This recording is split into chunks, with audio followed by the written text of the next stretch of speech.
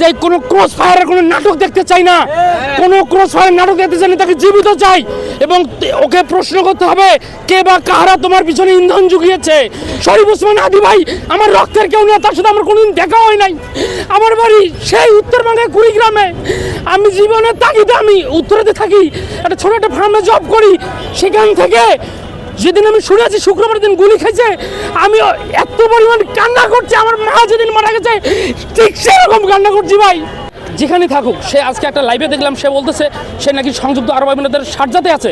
সে Sharjah থাকুক, Dubai থাকুক, সে দিল্লিতে থাকুক, সে যেখানে থাকুক না কেন, তাকে ধরে নিয়ে সেই শাহবাগের ময়দানে তাকে ফাঁসির কাস্টডিতে ঝোলাতে হবে।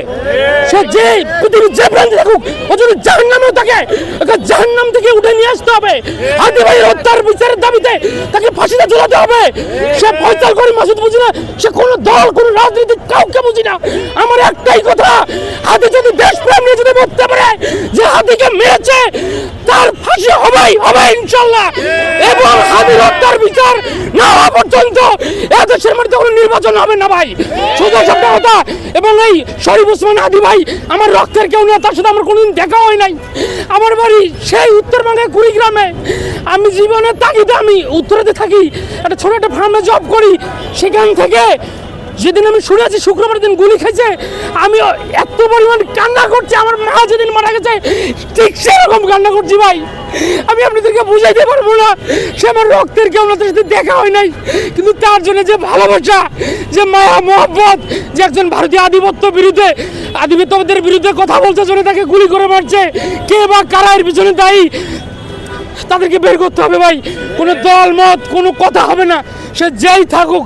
এবং আজ সকালে যে আমি লাইভটা দেখেছি, এই খুনি এই আততায়ী ফয়সালের, এই খুনি আততায়ী ফয়সালের, সে বলছে যে সে নাকি শারজা বুঝছি না ভাই। কথা একটা ইন্টারভিউয়ের মাধ্যমে লোককে ধরে নিয়ে আসতে হবে এবং কে আছে। এবং আরেকটা কথা সেটা হচ্ছে যে কোনো ক্রস ফায়ারের কোনো নাটক দেখতে চাই না, কোনো ক্রস ফায়ার নাটক দেখতে চাই না, তাকে জীবিত চাই এবং ওকে প্রশ্ন করতে হবে কে বা কাহারা তোমার পিছনে ইন্ধন জুগিয়েছে, কে বা কাহারা ওই টাকা, এই শুনলাম যে 218 কোটি টাকা ওর অ্যাকাউন্টে কীভাবে 218 কোটি টাকা আসলো, এটা আমাদের জানতে হবে।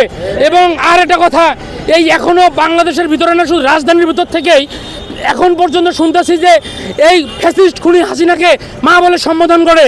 কেন করবে? এই 1400 লোককে খুন করে এখনো সেই বাংলার বুক থেকে বলে মা। এবং আমি পুলিশ প্রশাসন এবং গোয়েন্দা সংস্থার ভাইদের বলবো যে আপনারা সর্বোত্তম বিচারের মাধ্যমে ওদেরকে বিচারের আওতাধীনে আনতে হবে, যাতে কোনো ফ্যাসিস্ট বাইরে থাকতে না পারে। এবং এই ডেভিল হান্টের